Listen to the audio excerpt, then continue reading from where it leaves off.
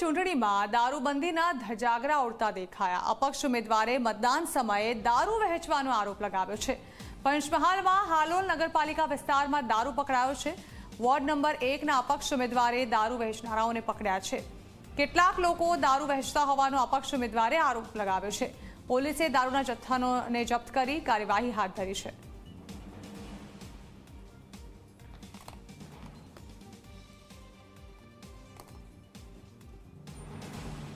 હાલોલ નગરપાલિકાની ચૂંટણીના ward number 1ના જે મતદાન પ્રક્રિયા ચાલી રહી હતી તેના એક સોસાયટીમાંથી દારૂ પકડાયો છે। હાલ આપ જોઈ શકો છો, ખૂબ જ મોટી સંખ્યામાં પોલીસનો જે કાફલો છે, પોલીસ અધિકારીઓ છે તે અહીંયા ઉપસ્થિત છે। અને આ વોર્ડ નંબર 1ના એક જે ઉમેદવાર છે તેમણે, એક મહિલા ઉમેદવાર છે, તેમણે આ દારૂનો જથ્થો પકડ્યો હતો અને આ સમગ્ર જે ઘટના બની છે તેને લાઈવ કરી હતી। આ જે દારૂ પકડનાર મહિલા ઉમેદવાર છે તેમની સાથે વાત કરવાનો પ્રયત્ન કરીશું।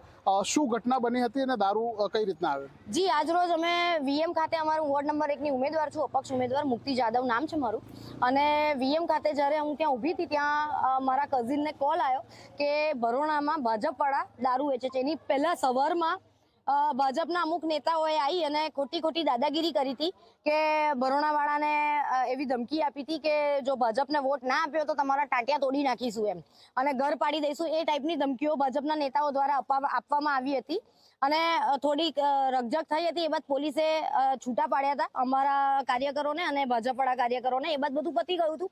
ત્યારબાદ અમે લોકો ત્યાં વીએમમાં હાજર હતા અને ત્યાં ફોન આવ્યો કે આ બાજુ બરોણામાં આ લોકો દાદાગીરી કરે છે અને દારૂ વેચે છે। એટલે હું ત્યાંથી ફટાફટ નીકળી આ બાજુ આવવા માટે। અમે અહીંયા હાજર થયા અને ત્યાં આગળ પૂછ્યું તો એ લોકોએ કશું જવાબ ના આપ્યો। પછી અમે આ બાજુ આવીને જોયું તો ભાજપના એક કાર્યકર નિતેશ પટેલ કરીને એક કાર્યકર છે, એ આ બાજુ ગાડીમાં એક કોઈ ગાડી પડી હતી એની પાછળ દારૂ લઈને બેઠા હતા અને દારૂ વેચવાની તૈયારી કરી રહ્યા હતા। અમે એમને જોઈ લીધા એટલે એ પછી સીધા ફટાફટ બહાર નીકળી ગયા।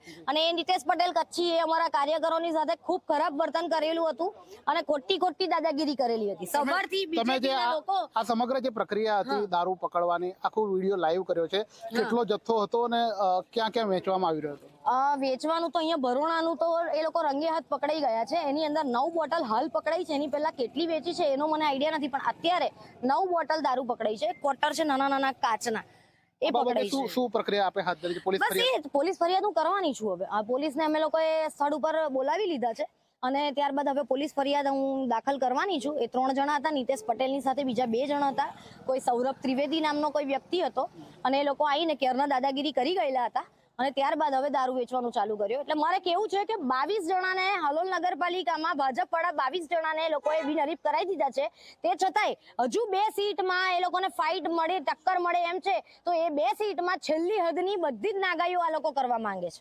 આજે આ દારૂ વેચવાની જે પ્રક્રિયા હતી મતદાન મથકથી કેટલા દૂર વિસ્તારમાં હતી? લગભગ હશે 500 મીટર જેટલું અંતર હશે, 500-600 મીટર જેટલું અંતર હશે। બિલકુલ। તો આ અપક્ષ ઉમેદવાર વોર્ડ નંબર 1 હાલોલ નગરપાલિકાના છે અને તેમને પોતે સમગ્ર પ્રક્રિયા જે છે દારૂ પકડવાની તે વિડીયો ફેસબુક પર લાઈવ કર્યો હતો અને આ સમગ્ર જે ઘટના છે તે લોકોને પણ બતાવી હતી।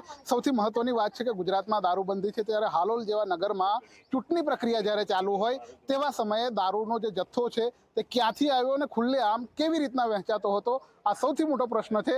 જો કે અપક્ષ ઉમેદવારે, આ મહિલા ઉમેદવાર હતા ને તેમને હિંમત કરી અને આ સમગ્ર ભાંડાફોડ કર્યો છે। ત્યારે હાલ હાલોલ પોલીસ જે છે તે ઘટના સ્થળે દોડી આવી છે અને દારૂનો જે જથ્થો છે તે જપ્ત કર્યો છે। હાલ આ મહિલા અપક્ષ ઉમેદવાર દ્વારા પોલીસને ફરિયાદ આપવાની જે કામગીરી છે તે હાથ ધરવામાં આવી રહી છે। જયેન્દ્ર ભોઈ, ઝી 24 કલાક, હાલોલ, પંચમહાલ।